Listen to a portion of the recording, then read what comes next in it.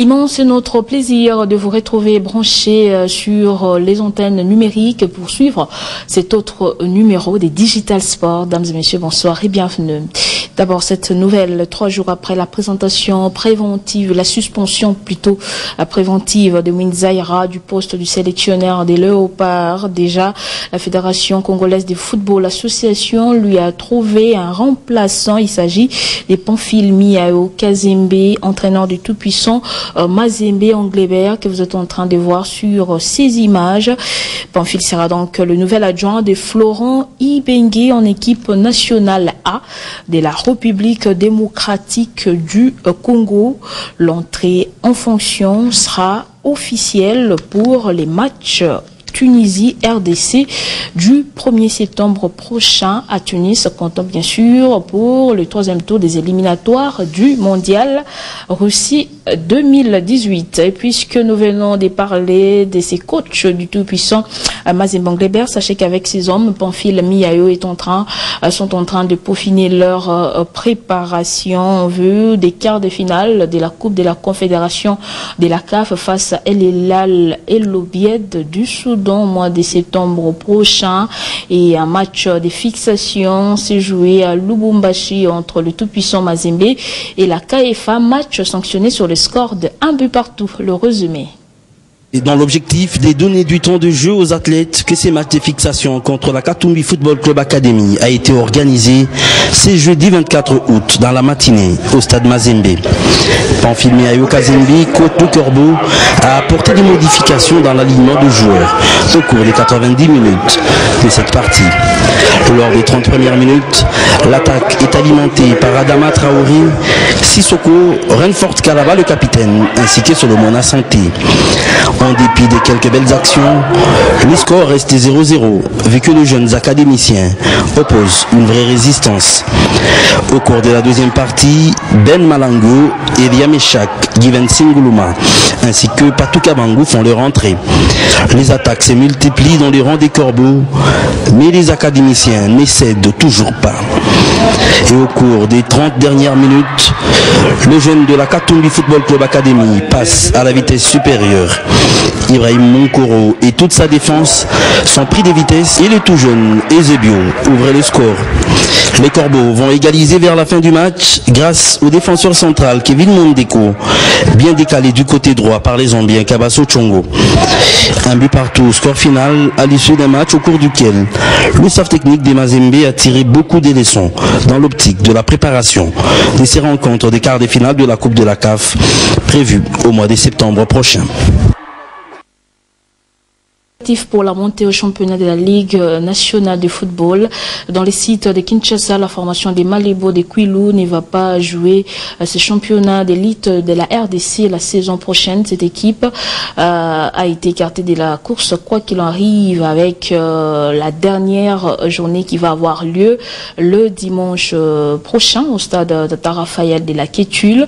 Aujourd'hui, donc c'est vendredi, Malébo a concédé une nouvelle défaite devant la formation de Moulungue des Mbandaka. La marque a été de 1-0 au stade Tata Raphaël de la Kétule, alors que Rangers continue à baliser son chemin avec une nouvelle victoire, 4-1 devant la formation des Nord Sport. À suivre donc ce dimanche, comme je l'annonçais, Rangers contre Moulungue et Malébo, déjà écarté de la course, va jouer pour la pure formalité face à la formation des Nord Sport des Matadi. Dans les sites centre-sud, EcoFoot et Chinkunku sont là, les qualifiés pour la prochaine édition du championnat de la Ligue nationale de football, puisque l'AS Bantou de Mbujimai a brillé par son absence à Lubumbashi, comme vous pouvez voir sur ces images. Et ce vendredi, l'unique match de ces préliminaires a vu la victoire écrasante des EcoFoot sur Chinkunku par 5-0, avec au passage un doublé de Umba Lukunga. Comprenez que Bantou n'a pas effectué les déplacements de Lubumbashi, a donc distribué des points à ses différents adversaires qui sont d'office qualifiés pour la Ligue nationale de football. Je rappelle, il s'agit des EcoFoot et l'US Chinkunku de Kananga. Cette situation qui prévaut dans ces sites, le vice-président de la Fédération congolaise de football association, Donatien Chimanga, nous fait le point. Il est au micro de Guillaume Kazadi. Beaucoup, mais nous ne pouvons pas expliquer l'absence de l'AS Bantou. Parce qu'une équipe qui est engagée et doit répondre aux exigences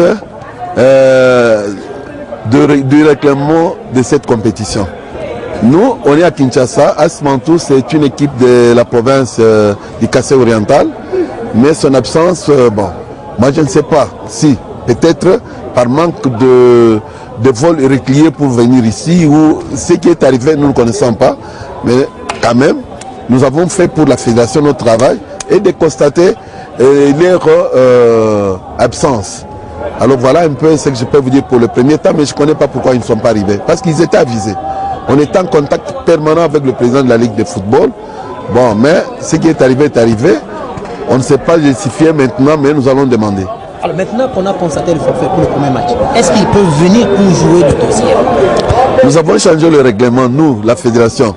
Parce que dans les temps, on voyait que lorsqu'on met un forfait comme maintenant, le reste du match c'est forfait. Non, nous sommes dit, s'il y a forfait sur ce match, si l'équipe arrive, va jouer le second match, il n'y a pas de problème. Nous avons changé le règlement.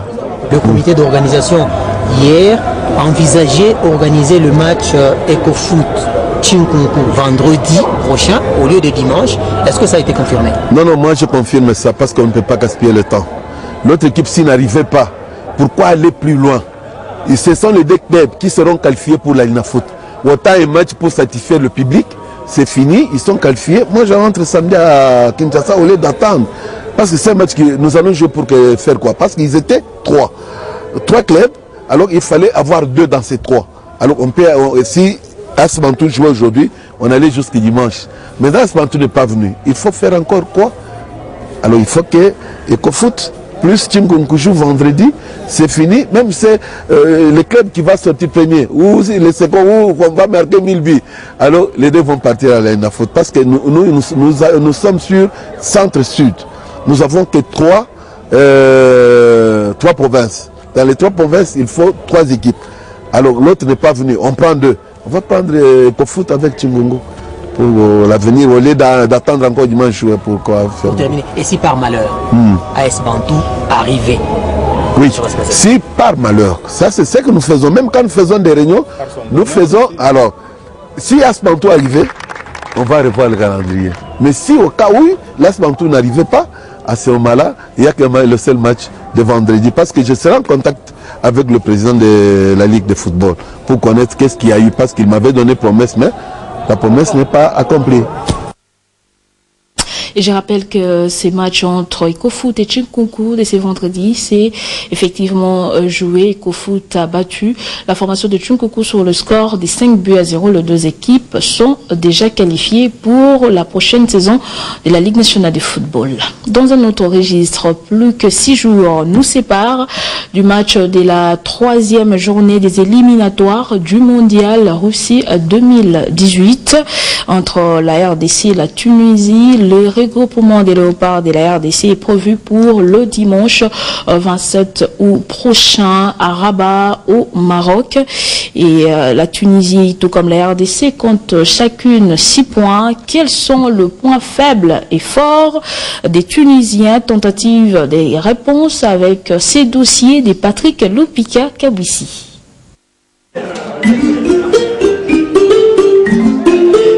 26 janvier 2015, c'est la date du dernier rendez-vous entre ces deux sélections nationales. Ce soir-là, Congolais et Tunisiens s'est séparés sur une note de parité un peu partout. Ahmed Akachi pour les Aigles de Carthage de la Tunisie peut avant la pause tromper Robert Kidiaba Mouteba et Jérémy Bokila en première période a très bien servi par Dieu merci Mbokani Bezoua. Ce soir-là, ces deux nations ont se qualifié pour les quarts de finale de la Coupe d'Afrique des Nations Guinée équatoriale 2015. L'ambiance était à son comble comme Ahmed Akachi aperçu avec une vareuse de Yannick Yalabolassier. Bref, la satisfaction était totale.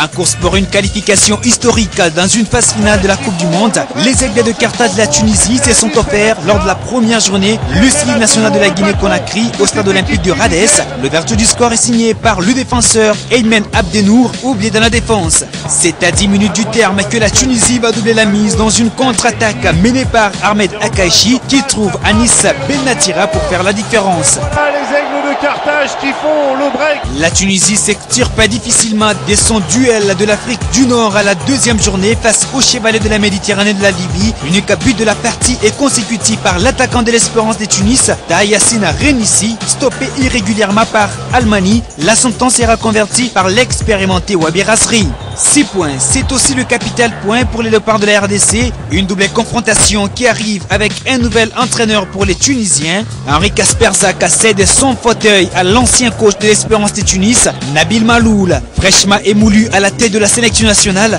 Nabil Maloul convoque 26 joueurs parmi lesquels 9 évoluant à l'Espérance de Tunis. Florent Ibenge peut s'inspirer de la phase de poule de la Ligue des Champions de la CAF avec 20 clubs qui a joué à 2 reprises l'Espérance de Tunis, 3-1 à Tunis et 2 buts partout à Kinshasa. Et quoi qu'il en soit, ce sont 2 belles confrontations avec une équipe tunisienne qui est très forte. L'Espérance de Tunis le montre.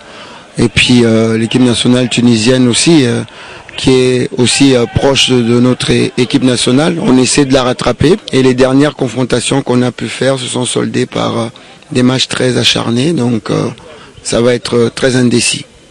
De tous les joueurs espérantistes, le plus dangereux est Fakhreddine Ben Youssef qui va honorer sa 24e sélection, revenu au pays en 2015 après un passage de 6 mois au FC Metz en France. Ben Youssef fait toujours mal au football congolais. Il avait privé la Coupe des Confédérations en 2012 au TP Mazembe à Lubumbashi avec un but en dernière minute. Récemment face à l'AS Victoria Club, il a permis à son club, l'Espérance de Tunis, d'égaliser en obtenant le pénalty fauché par Rudy Makwekwe.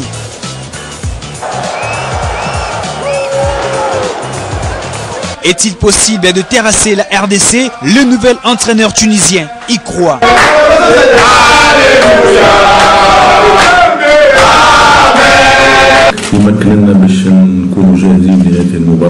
C'est des matchs particuliers, tout d'abord pour moi-même en tant qu'entraîneur, mais aussi pour mes joueurs. Oh, les plus importants, c'est la qualification à la Coupe du Monde. La RDC a tellement progressé. Vous savez, il ne faut pas sous-estimer les Congolais. C'est vrai qu'il faut compter sur eux, mais je vous rassure, on essaiera d'être meilleur qu'eux. La liste que je viens de rendre publique est constituée des joueurs qui répondent à ma philosophie. Réussite, rien que la réussite.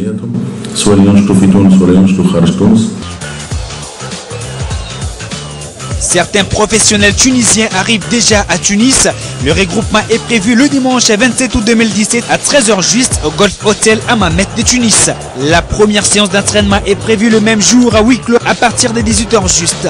Coup dur pour les Tunisiens. Parmi les absents figure le patron de la défense Aymen Abdenour, buteur contre la Guinée-Conakry, et les attaquants Ahmed Akaichi, Lamar ainsi que Yacoubi, tous blessés. Cette rencontre sera officiée par l'arbitre gabonais Eric Arnaud Castan au Togo, déjà au sifflet lors du match avec club Espérance de Tunis à Kinshasa. Adjoint de Florent Ibenge, Mouniza Hera sera absent de ces rendez-vous, étant suspendu par la Fédération Congolaise de Football Association qui vient de le faire remplacer par l'entraîneur du TP Mazembe, Pamphile Miayo Kazembe. Les duos Ibenge-Miayo sera officiellement intronisé le 1er septembre 2017 à 21h juste heure de Kinshasa. Pour quel résultat? La réponse au soir du 1er septembre. Tout démarrer.